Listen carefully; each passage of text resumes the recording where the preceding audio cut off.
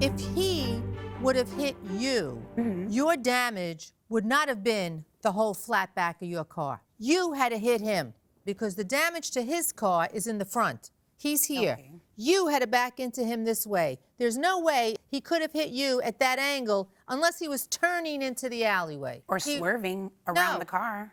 Because you were backing out. I was not backing out. You had to have backed into him for the damage to be flat in the back of your car and at the side of his vehicle.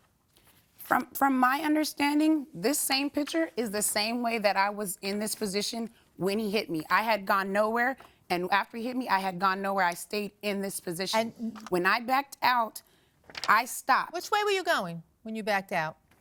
So this is me, and I was backing straight out. But there was no reason for me to turn because I don't know what's going on. So there's no reason for me to make a turn. Well, what were you going to do? You were going to back into the next street? You had to be going someplace. I was just giving the indication for any cars that were coming to know that I was backing out because there were no cars. Where were you going to drive to after you backed out? When I was getting ready to, I was going to finally make my turn. My sister doesn't live at this corner. You have she not lives down once here. said why you were backing up straight. You didn't give me a chance? I'm asking you 3 times now. Okay, the reason why I didn't turn my car when I backed out is because there's a car right here. So if I would have turned, I would have turned right into that car. No, and I you would have had enough room. At this point, if you were inching out the way you said, you would have been in the process of gradually turning your wheel so that when you came behind that car, which way were you going to go? You have not answered it. I've asked you 4 times. I was going to go this way because I'm going to the alley for this apartment, which is around the corner. But at the same time, I put my car out so the cars can see me and see, okay, there's a car right there. I should stop because even though there's a stop sign here, this is just an example, but this is way bigger than the actual reality. Yes, the I know. stop sign's really more up here. So once he took off, he should have been very cautious when I backed my car out. I did not move because I knew I couldn't see because of this car right here. If you were doing what you're saying, your car would have had to be past that car for you to see beyond it. That's because he swerved around my car. He swerved around my car, and that's how because you were backing out into him. No, he swerved because he was not paying attention. No. I believe that he might have been texting.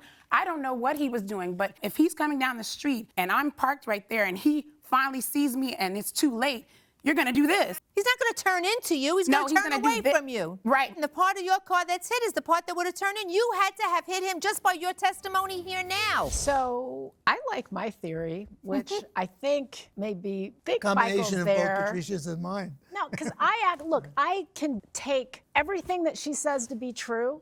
And it does kind of make sense, right? That if she's there and if he's not paying attention, he might swerve around. I think that both of them are telling the truth, and it's why neither of them should recover. She was too far out in the street. You can't be at a complete stop in the middle of the street while you check traffic. And if she's either at a complete stop or she's in the course of backing up and he's driving at a safe speed and he should be able to see her a block away, then he's going too fast. So where I am is she gets nothing because she was too far out into the street. He gets nothing because he was going at an unsafe speed that prohibited him from making the maneuver he needed to avoid her vehicle that was obstructing the road. In other words, I tend to agree with you. Even if she was at a full stop, I think your reasoning is sound. And yes, I think he had a responsibility to avoid her in any event.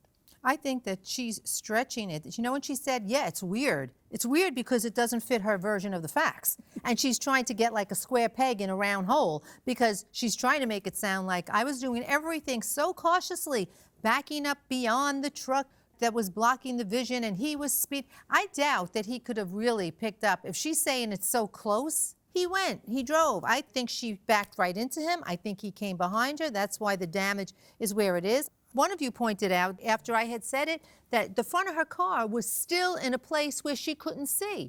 Personally, I think she's responsible for his damages, but did he give us evidence of damage? There's also that. We have no evidence of his damage. Well, we have no evidence of the damage. So based on that, I wouldn't grant him anything, and based on the fact I think she was negligent, I wouldn't give her that. So for 3 different reasons we are dismissing both the complaint and the counterclaim. Yes. Very good.